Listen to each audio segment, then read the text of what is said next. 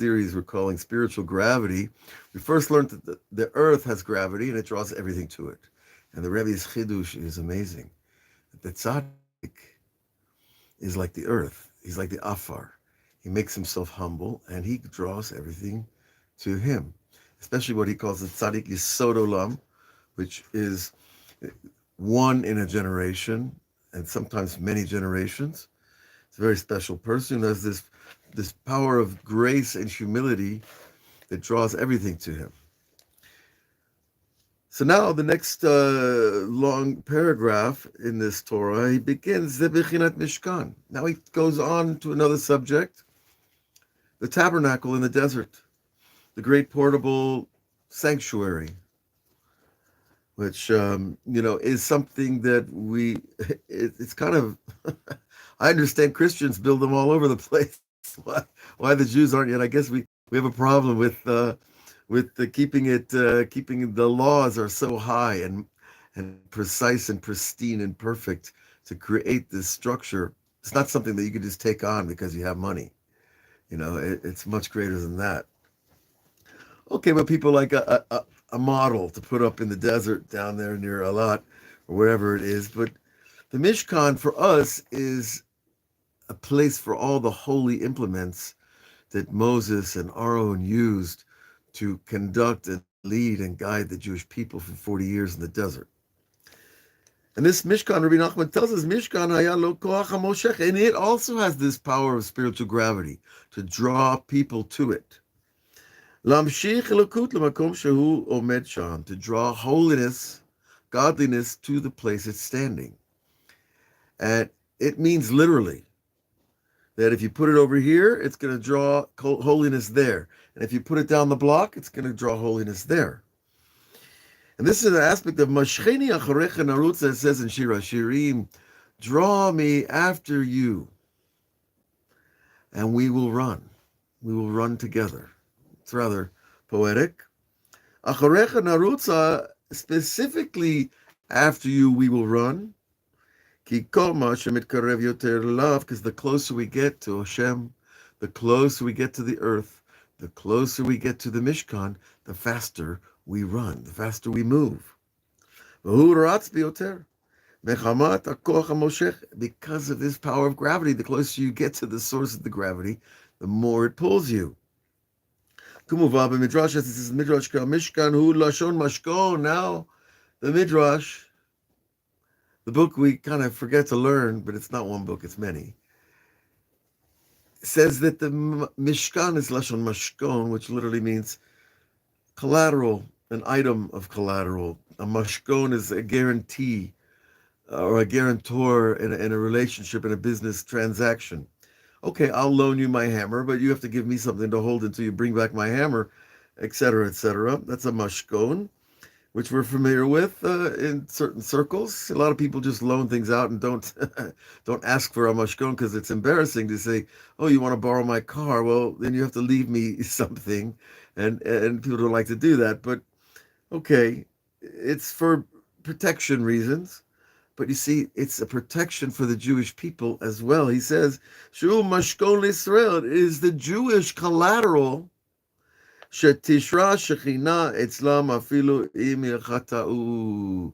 It's God's collateral that the Shekhinah will dwell with the Jewish people, even if they sin. God forbid. As it is written, Rantati Mishkani Betochachem, I gave you my tabernacle within your midst, God says. Velo tigal nafshi etchem, and my soul will not be put off by you, not disgusted by you. It's a strong language. The idea of, repulsed is maybe a nicer word.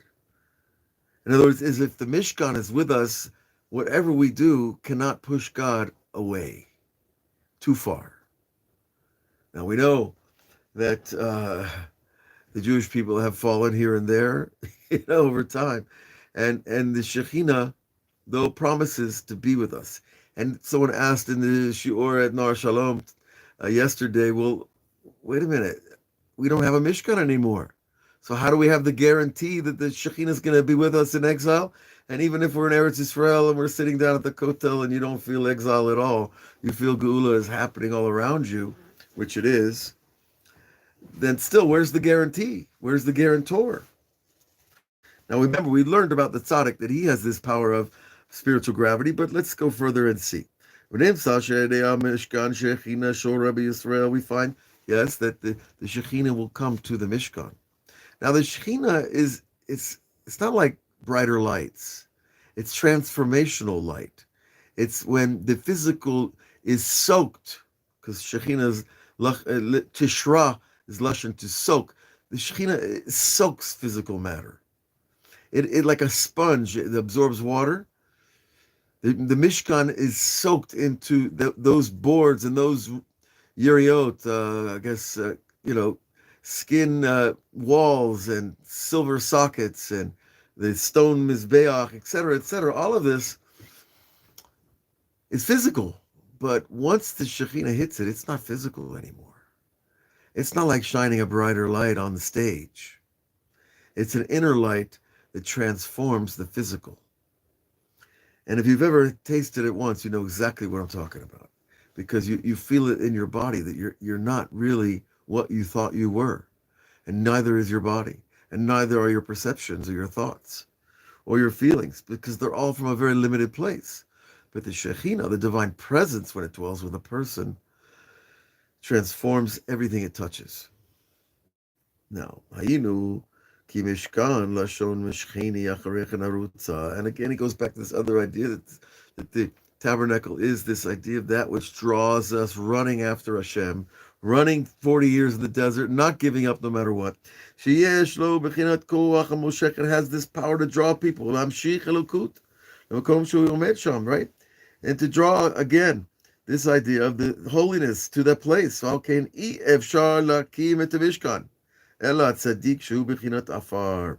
Therefore, the only person who can establish such a structure is the righteous person who has reached the level of afar, of dust, of this ultimate level of humility. Bechinat Moshe, which is like, of course, Moshe Rabbeinu, Shaya, Ana Mikol Adam, as the Torah itself attests, that Moses was the most humble man upon the face of the earth. And in Sechet Shabbat, in Sefer Shemot, Vayakam Moshe et Mishkan, it says that Moses himself built the whole Mishkan. Now, wait a minute. When you learn the laws of these things, you see that this is no simple structure. This is not one of those pop-up tents, This is a massive undertaking to put this portable sanctuary together. Well, the Midrash Rabbah tells us that when Moses bent down to touch the first beam that was going to go into the structure of all those beams and all those curtains and, silver vessels, gold vessels, the Aron HaKodesh, which you can't even touch it. If you touch it, you're done, fried. Your soul just goes back to heaven. And so this Mishkan has to be done by Moses. The Midrash says when Moshe touched it, the whole thing popped up together. Now that's like sci-fi, right? That's like better than CGI, right? The graphics program in your computer is going to have a hard time, but it's like, ever you see how they make a movie and then play it backwards and play it forward? And it's like that moment that Moses, his holiness was the switch that triggered the Shekhinah to come onto all the pieces and parts that came together. And that seems like, well, that's too fantastic for me. I can't believe that. That's like what? Hollywood? No, it's not. Why? Because there is a spiritual mikdash in heaven. Heaven is God's drawing board. God draws everything out. We're told in the Zohar, God, Hashem golif gelifot. He engraves engravings. And he sits in his holy place and he carves in his own light the images that he wants to create. He has a light pen. But the material is himself. It's just not material. Obviously, it's infinite light. And so when he inscribes the Mishkan above, we already have an example, a blueprint of what's going to be down here. So the Shekhinah is just bringing together the pieces that all the people donated to make the Mishkan. It's putting them all together because we already have the plan. It just works faster than a normal three-man crew, with their little plastic helmets sitting out there at the traffic light. This is a serious endeavor, and nobody else could do it. And Moshe didn't. It doesn't say that Moshe knew it was going to happen this way. He just reached over to pick something up, and it all happened. And oftentimes when God does miracles, he doesn't give you a postcard ahead of time. Except for the 10 plagues, of course, but that's a different story. Because anybody else could not do what Moses did, could not lift up, establish, build the sanctuary, except a tzaddik like Moshe, who was that humble. So it's not the strongest guy to put the building up. It's the humblest guy. Go figure. Why humility? Because we learned humility is the spiritual magnet that draws everything to it. And that's why we like humble people, because they're not filled with themselves. It's like, it's one thing to have a lot of money, but it's another thing to sit around and tell everybody about it. And that's what Haman did in the Megillah a few weeks ago. Right? He sat down with his family and his wife and all his friends, and he starts telling them about his Rovo Shiro, all his great possessions. See, because when your life is empty of spirituality, you have to find meaning in the physicality. And so where's your meaning is in the latest car, the latest yacht, the latest club, whatever it is that you're doing. But that's not humble. That's just bragging about what you got. And, that doesn't draw people, except people that want those same things. And so, it's like, you want to brag about your latest acquisition. But the people that you're bragging to are not really interested in you. They're interested in what you got. Throw away your wealth. Well, don't throw it away. Don't take that literally. Put it on the side. Act poor for a couple of days and see how many people show up at your party. Act simple, and you'll see how many people want to eat at your table. I think Shakespeare called them fair weather friends. Weather turns bad, friends take off. And that's not a pleasant experience. If you haven't had it, you shouldn't have to have it. If you've seen it happen, you know exactly what I'm talking about. You realize that all these relationships that we build are built on nothing but the glue between us is not God. It's not belief systems. It's the love of material things. It doesn't last too long. This righteous person at the level of Afar, who is the idea of the Koach HaMoshech, he has that spiritual gravity. He can establish the tabernacle.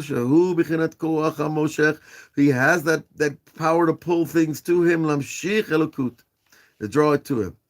And this is what is written, Lo mirubachem hashak asher bechem ki atem hame'ad. Not because you are a great nation, God wants you, but because you are so small. Or Darshu Rabbeinu, our sages taught, Lo mirubachem, lo from your greatness, rak mechamat shatem amati matzmechem, but rather because we make ourselves small, God wants us. Now see, this is one of the great paradoxes of Judaism. Write this down, share it. That in Judaism, God shows himself through his humility. And he does that through the smallest people, through the smallest mountain, Mount Sinai. Mount Har Moriah down the road here, it's a small little platform of rock. I mean, it's a little more than a rock, but it's not very big as mountains go.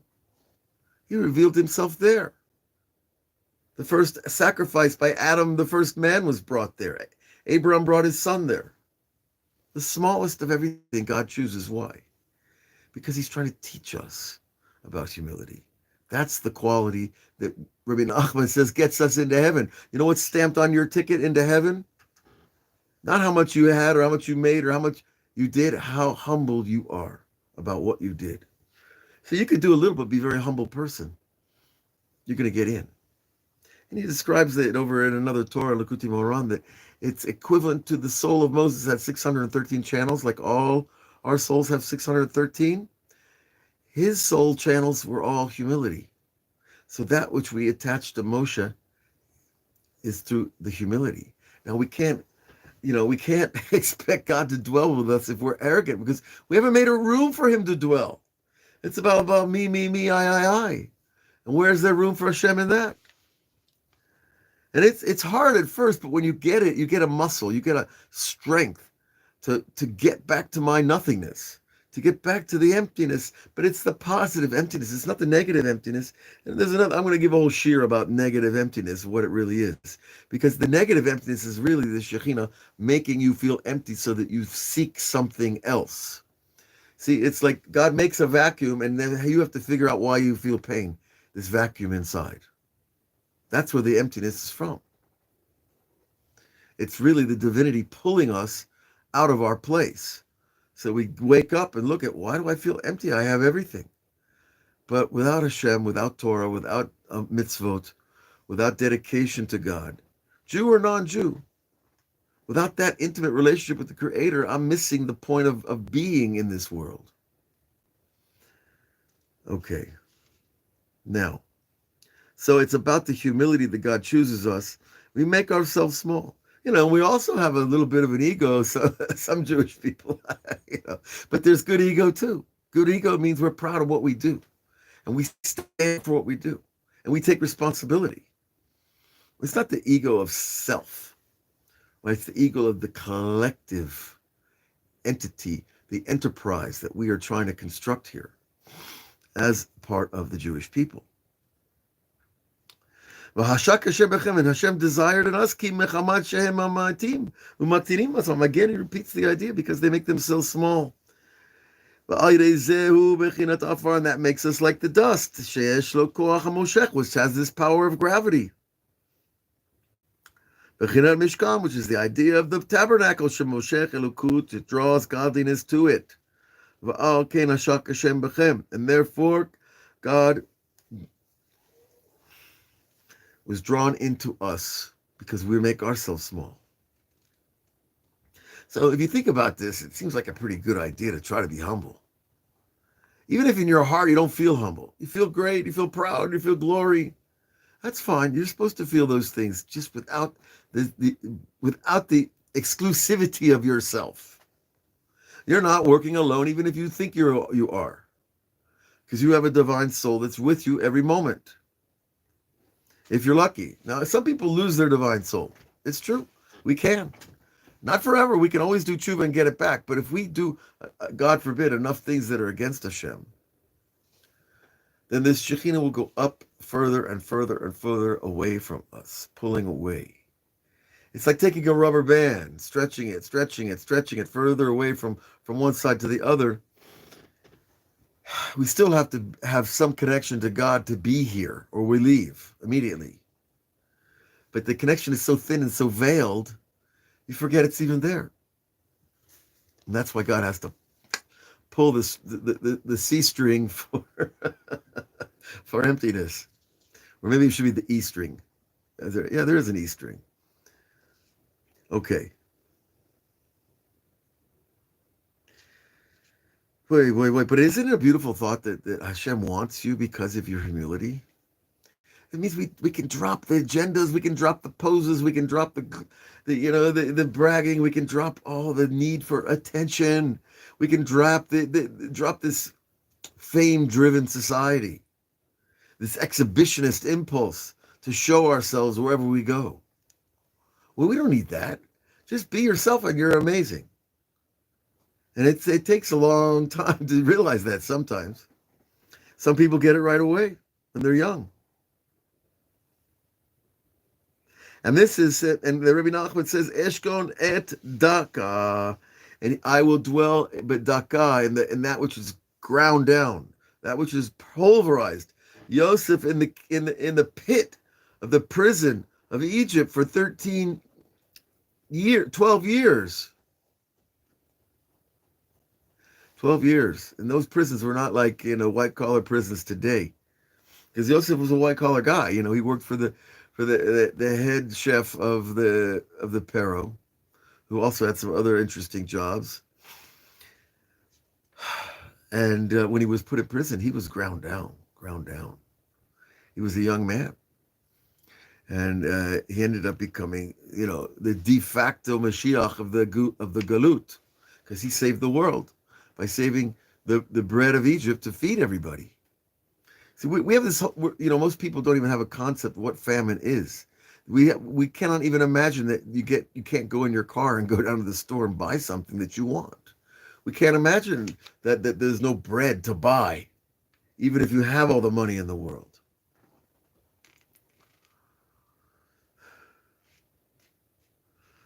So God is drawn after the tabernacle because it is a small structure compared to all the big temples of the world. And this draws Hashem Yitbarach to this tzaddik who has the power to establish it because he's the most humble man. And that's the idea when it says that the glory of Hashem came down on the Mishkan, the clouds of glory, the ananei kavod, which we translate here as glory or honor, as it is written, Nikdash b'kvodi. We will be sanctified, or you will be sanctified, we will be sanctified, it's really in the plural form, passive plural, b'kvodi, for my glory. See, there's always this deference. If someone tells you you're great, wonderful. Store it in the dusty box in the back of the room. Pass the glory on to somebody else. No, it's not me. It's my offensive line that threw those touchdowns. But that deference is still graceful. It's still a good thing to see. Because when a person wants the glory, I love these boxers, they're pounding their chest. Like what? Didn't they do that in a cartoon, like the Tasmanian Devil or something? What am I pounding my chest for? You're getting paid to beat somebody up. It's not exactly the most glorifying, edifying sport. And now he gives us a really important idea, Rabbi Nachman does, about this idea of the glory filling the Mishkan. He tells it all the glory that every man has in the world. Mikatan, from the smallest person, small in influence, small in power. Va'ad gadol, to the greatest person of influence and power.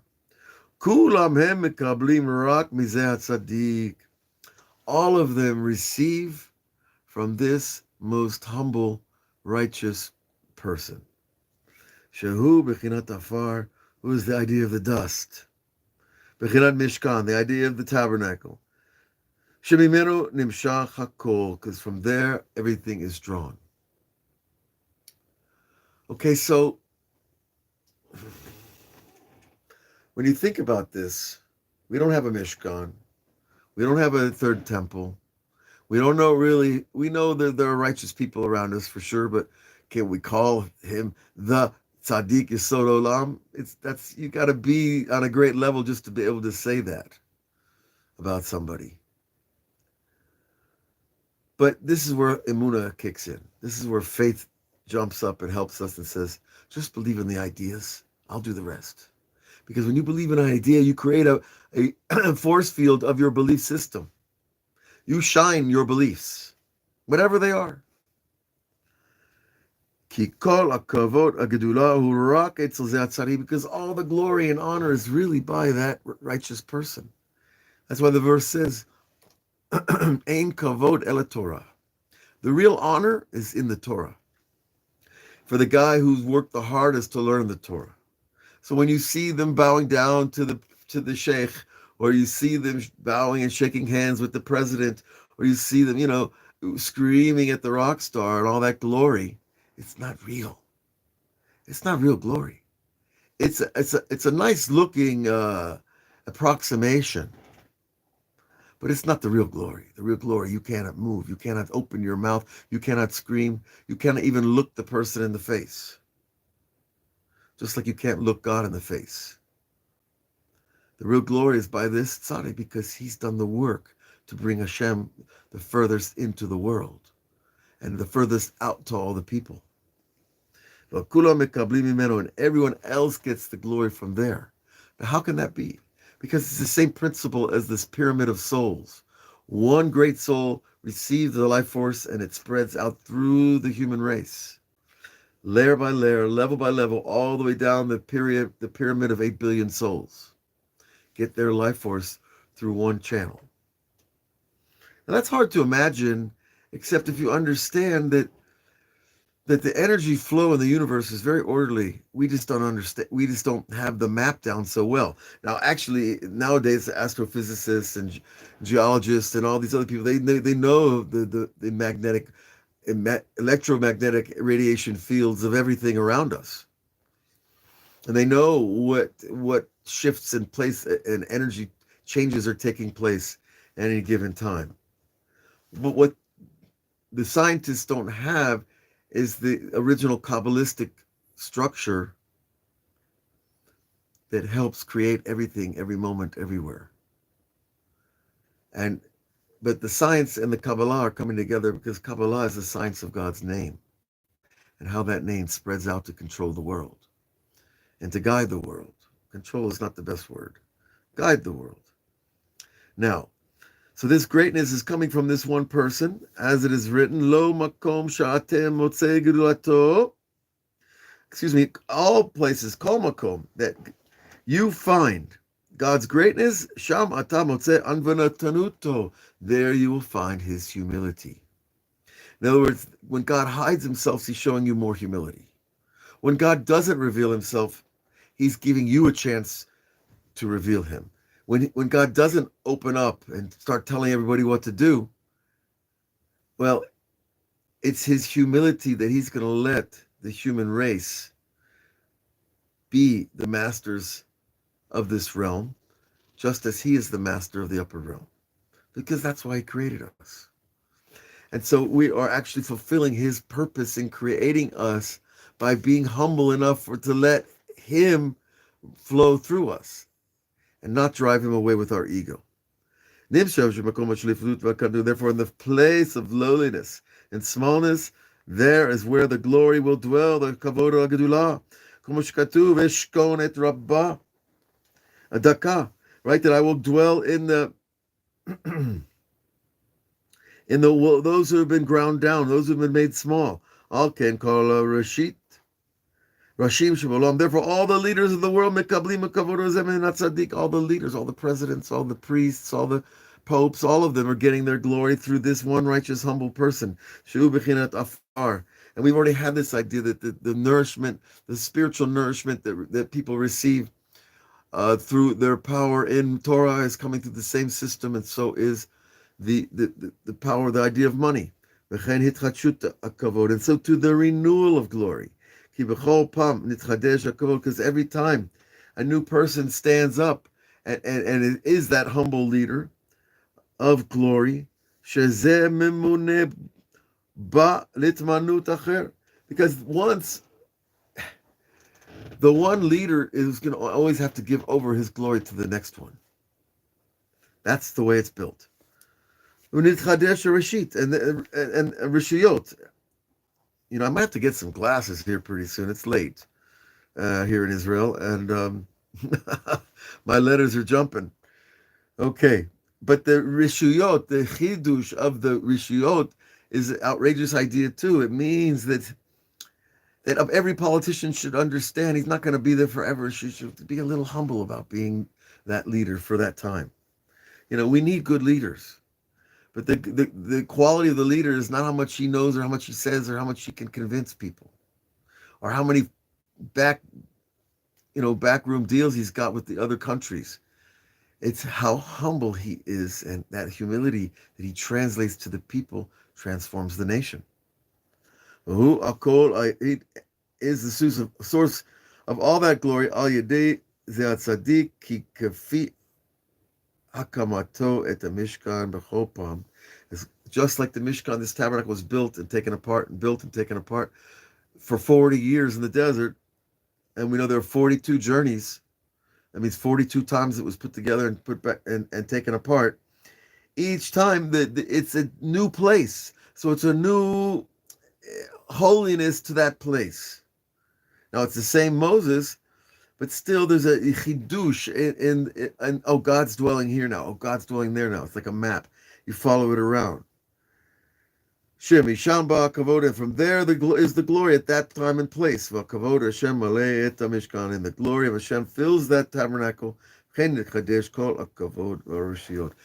all the glory is renewed.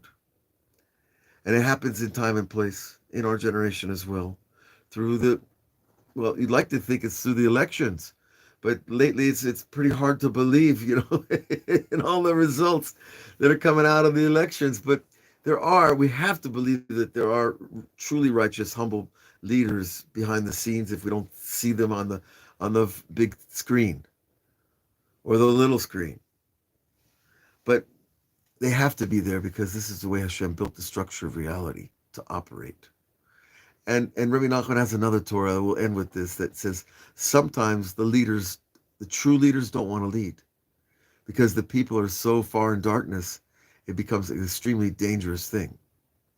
And Moses, well, God spent a week trying to convince Moses to go to Egypt. Now, would you go to Egypt and face Pharaoh to pull 3.2 million stiff-necked people out of slavery that want to stay in slavery and eat the watermelons and the peanuts? Moshe didn't want the job. And that's the sign of his humility.